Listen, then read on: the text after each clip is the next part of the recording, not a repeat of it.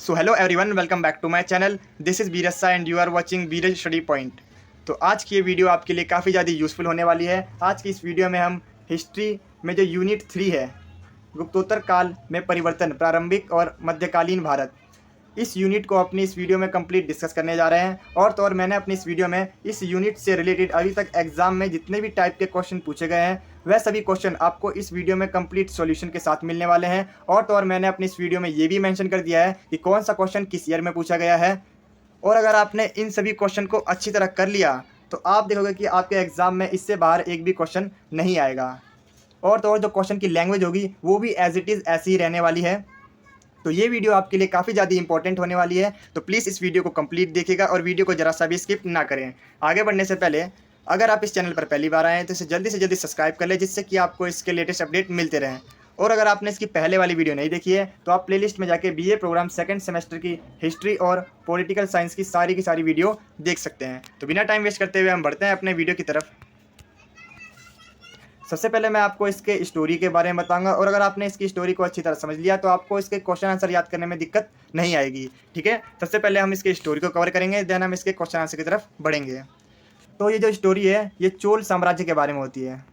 ठीक है, अब ये चोल साम्राज्य क्या था? ये भारत का एक प्राचीन राजवंश था। ठीक है, और इसका एक शक्तिशाली राजा रहता है। यहाँ तक की बात क्लियर हुई? अब ये जो राजा रहता है इसके पास एक बहुत शक्तिशाली सेना होती है। ठीक है, जिसमें अश्व शामिल होते हैं, हाथी शामिल होते हैं, और पैदल सेना शामिल रहती है, और नौका सेना शामिल होती है। बहुत सारी सेना होती है इसके पास, और वो जो कि बहुत ज़्यादा शक्तिशाली होती है। और ये जो राजा रहता है इसका, ये भी काफ़ी ज़्यादा शक्तिशाली होता है। और युद्ध में ये स्वयं यानी कि व्यक्तिगत रूप से ये भाग लेता है युद्ध में। ठीक है, और अपनी इस बड़ी सेना से ये काफ़ी ज़्यादा राज्य को जीत लेता है। ठीक है, और इसका जो इंटरेस्ट रहता है वो कला और वास्तुकला में रहता है। ठीक है, इस राजा को जो इंटरेस्ट रहता है, जो रुचि रहती है, वो कला और वास्तुकला में रहती है। इसलिए ये युद्ध से जितने भी राज्य को जीतता है, उससे जितने भी इसकी संपत्ति बनती है या फिर जितनी भी इसकी एसेट बनती है, उससे वो क्या करता है, मूर्तियों का निर्माण करवाता है। ठीक है, और तो और मूर्ति और जो मंदिर होते हैं उनका निर्माण करवाता है। ठीक है, अब ये चोल राज्य है, इसे हम चोर मंडल या फिर कोरोमंडल के नाम से भी जानते हैं। ठीक है, और इसकी जो प्रशासनिक व्यवस्था थी वो भी काफ़ी ज़्यादा बेहतर थी। ठीक है, अन्य के मुकाबले इसकी जो प्रशासनिक व्यवस्था थी वो भी काफ़ी ज़्यादा बेहतर थी। तो इस यूनिट से 4 टाइप के क्वेश्चन बनते हैं। पहला जो क्वेश्चन बनता है वो बनता है कि चोल की प्रकृति के बारे में बताओ। जो दूसरा क्वेश्चन बनता है वो बनता है कि चोल के कला और वास्तुकला के बारे में बताओ। और जो इसका तीसरा क्वेश्चन बनता है, चोल की प्रशासनिक विशेषताओं को बताओ, जो उसकी प्रशासनिक विशेषता थी उसके बारे में बताओ।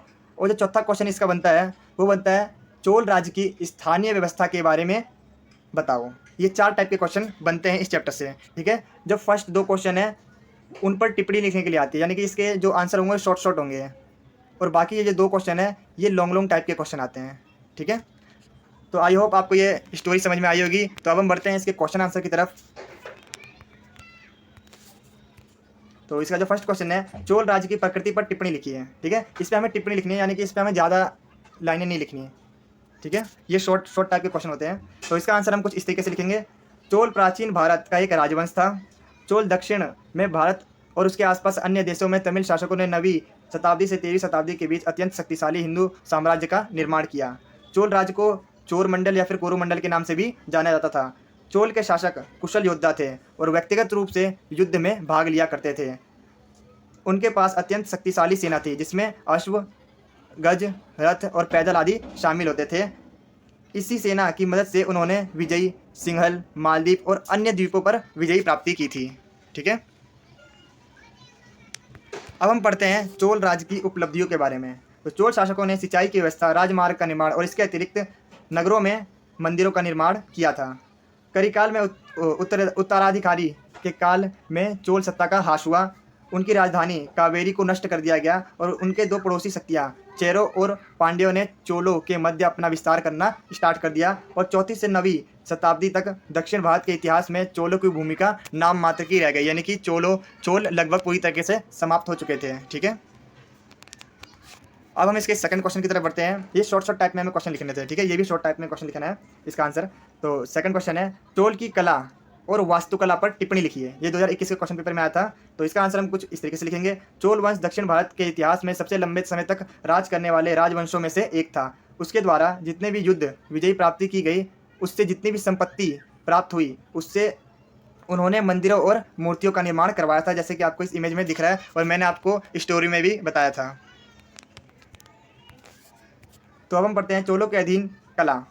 चोल कला और वास्तुकला पल्लवों के ही समान है। ये जो पल्लव जो चैप्टर है ये मैं नेक्स्ट वीडियो में बनाऊंगा, ठीक है। चोल कला में सामाजिक और धार्मिक विचारों की मूर्ति चित्र द्वारा प्रदर्शित करते थे। चोल के मंदिर अति सुंदर होते थे, ठीक है। और चोलों की कला, चोल कला जो चोल ने कला को विकसित किया था, ठीक है।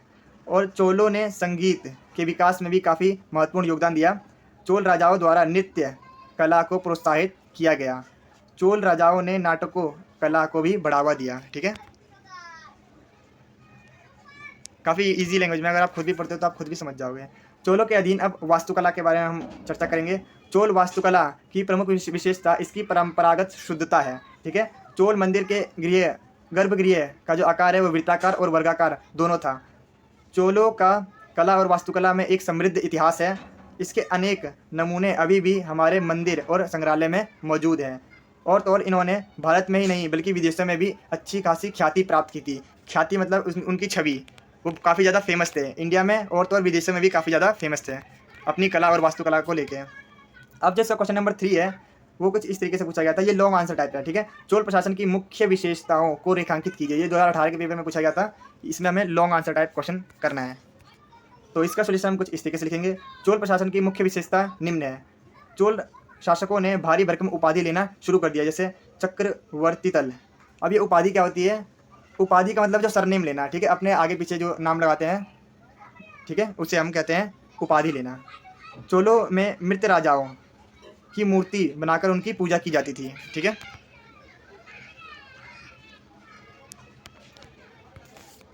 अब हम बात करेंगे चोल प्रशासन के बारे में। चोल प्रशासन व्यवस्था एक जटिल नौकरशाही पर आधारित थी। राजा प्रशासन का प्रमुख था। चोल साम्राज्य के विस्तार के साथ साथ राजाओं का सम्मान और शक्ति में काफ़ी ज़्यादा वृद्धि हुई। जो राजा है उसके पास असीमित शक्तियाँ प्राप्त थी। फिर भी प्रशासन के अन्य विभागों में वो परामर्श लेता था, अन्य विभागों से वो परामर्श लेता था। जो राजा था वो अन्य अपने मंत्रियों से डिस्कशन करता था। कुछ चोल राजाओं की मूर्ति मंदिरों को भी स्थापित किया गया था।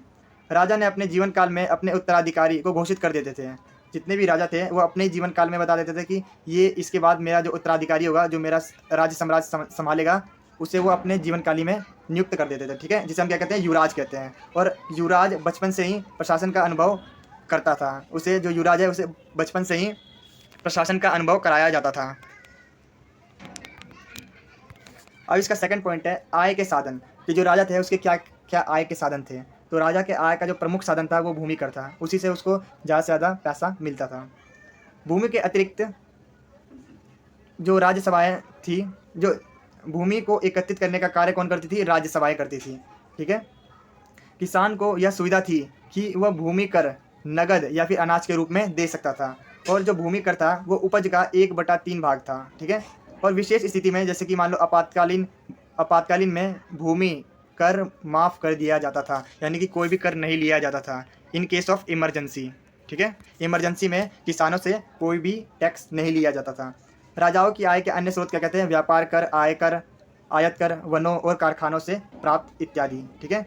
अब व्यय की प्रमुख मद, यानी कि अब जो राजा था वो कहाँ पर इसे एक्सपेंस करता था, कहाँ पर खर्च करता था इन सभी धन को? तो एक तो राजा अपने खुद पर, ठीक है, और राज परिवार पर और उसके दरबार पर, और नागरिक प्रशासन की सेना पर, ठीक है, और मंदिर और सार्वजनिक निर्माण और धार्मिक अनुदान पर ये जो जितना भी धन था वो खर्च करता था राजा द्वारा, ये खर्च किया जाता था। अब थर्ड पॉइंट है सैनिक प्रशासन।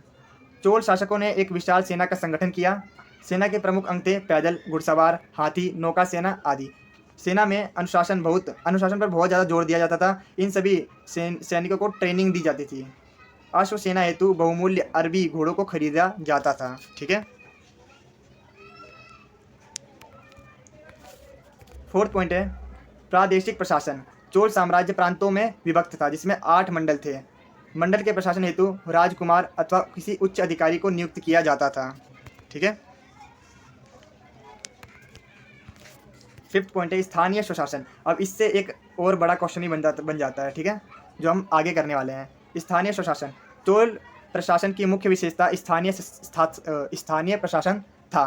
ग्राम स्वशासन यानी ग्राम पूर्ण इकाई का शासन ग्रामवासी स्वयं करते थे। ठीक है, वहाँ के जो लोग थे वो अपना शासन स्वयं ही चला लेते थे। चोल शासकों ने अभिलेखों के माध्यम से इस व्यवस्था के बारे में प्रकाश डाला है। अब हम थोड़ा सा और डिटेल में पढ़ लेते हैं कि ये व्यवस्था कैसे थी, स्थानीय स्वशासन कैसा था। इसकी जो व्यवस्था थी, अभिलेखों की जानकारी के अनुसार ग्राम को 30 भागों में बांटा गया था और निश्चित योग्यता रखने वाले व्यक्ति को चुना जाता था। उस व्यक्ति के पास अब क्या क्या योग्यताएं होनी चाहिए। पहला, वह उस ग्राम का निवासी हो, उस गांव का निवासी होना चाहिए था और उसकी आयु 35 से लेकर 70 साल की होनी चाहिए थी। ठीक है, और 1/4 से अधिक भूमि का स्वामी होना चाहिए था, यानी कि उसके पास 1/4 से अधिक भूमि होनी चाहिए थी। अपनी भूमि पर बनाए मकान में रहना हो। ब्राह्मण ग्रंथों का उसे ज्ञान हो। ठीक है, ये सब क्वालिटी होनी चाहिए थे। अब हम 4th क्वेश्चन के बारे में डिस्कस करते हैं। ग्राम स्तरीय प्रशासन के विशेष संदर्भ में चोल प्रशासन की प्रमुख विशेषताओं को रेखांकित कीजिए। यह आया था 2019 के पेपर में, सेट 1 में। ठीक है, अब इसका आंसर कुछ इस तरीके से लिखेंगे। स्थानीय स्वशासन के बारे में हमें इसे डिटेल में बताना है। तो चोल राज्य शासन का सर्वाधिक महत्वपूर्ण विशेषता स्थानीय स्वशासन था। ठीक है, स्थानीय और ग्रामीण संस्थाएं दक्षता और निपुणता से कार्य संचालन करती थी, यानी कि वो बहुत बढ़िया तरीके से अपने कार्य का निर्वहन करती थी, जितने भी स्थानीय संस्थाएं थी। इस प्रशासन को भली भांति संगठित करने का श्रेय राजा राज चोल को जाता है। उसके शासनकाल में साम्राज्य अनेक छोटी छोटी कार्य में बटा था। जैसे ये अनेक कार्य नहीं हो, यहाँ मिस्टेक है, अनेक भागों में बटा था। ठीक है, जैसे मंडल, नाडु, और ये उस तरीके से बता रहे हैं जैसे देश, फिर राज्य, फिर जिला, इस तरीके से इसमें बता रखा है। मंडल, नाडु, नगर और ग्राम इस तरीके से बटे होते थे। ठीक है, तथा यह सभी अनेक अपनी समझ के अनुसार निर्णय लेते और स्वशासन करते थे। सबसे अधिक विकसित संगठित शासन गांव की जो सभा और महासभा होती थी। महासभा तथा सभा के जितने भी कार्यकर्ता होते थे उसी गांव के निवासियों द्वारा चुने जाते थे। ठीक है, यानी कि उनका चयन वहीं के गांव के निवासी करते थे। अब प्रत्येक महासभा की शासन की सुविधा के लिए अनेक समितियां बनाई गई थी। जैसे ये समितियों के नाम है, पहला सामान्य प्रबंधन समिति, दूसरा उपवन समिति, तीसरा सिंचाई समिति, कृषि समिति, लेखा जोखा समिति, भूमि प्रबंधन समिति, मार्ग समिति, देवालय समिति आदि। ठीक है, ऐसी बहुत सारी समितियां थी। अब हम बात कर लेते हैं सभा और महासभा के अधिकार और कार्य के बारे में। ग्राम प्रशासन का पूर्ण आंतरिक प्रशासनीय स्वतंत्रता थी। जो ग्राम प्रशासन है उसको पूर्ण रूप से आंतरिक प्रशासन की स्वतंत्रता थी। भूमि कर सभा द्वारा वसूला जाता था। उसे स्थानीय अपराध के संदर्भ में न्याय करने का पूर्ण अधिकार था, यानी कि उसके द्वारा न्याय किया जाता था अगर कोई अपराध करता है तो। इसके द्वारा, सभा के द्वारा, महासभा और ग्राम सभा के द्वारा। जो लोग समय पर भूमि कर नहीं देते थे उनकी भूमि को नीलाम करने का भी अधिकार किसके पास था? महासभा के पास था। ठीक है, भूमि अथवा सिंचाई संबंधित विवादों के निपटारे का अधिकार महासभा के पास था। ग्राम सभा मठों की सहायता से संस्कृत, तमिल भाषा, साहित्य की शिक्षा का प्रबंध करती थी। अब ये मठ क्या होते थे? मठ मतलब कि ये छोटा सा एरिया होता था जहाँ पर इन्हें शिक्षा दी जाती थी। शिक्षा देने का एक छोटा सा एरिया होता था। ठीक है, अगर आपको इस आंसर को ना और ज़्यादा बड़ा करना है ना, तो इससे जो जस्ट हमने पहले जो क्वेश्चन किया था ना, उसके भी आप इसमें पॉइंट ऐड कर देना। ठीक है, जिससे कि ये आंसर और बड़ा हो जाएगा। मैंने इसमें ऐड नहीं किया, आप ऐड कर लेना अपने आंसर में। ठीक है, याद से। तो thank you so much for watching this video. अगर आपको ये वीडियो जरा से भी अच्छी लगी हो तो इसे लाइक, शेयर, कमेंट और सब्सक्राइब तो जरूर कर लेना। Thank you so much for watching this video.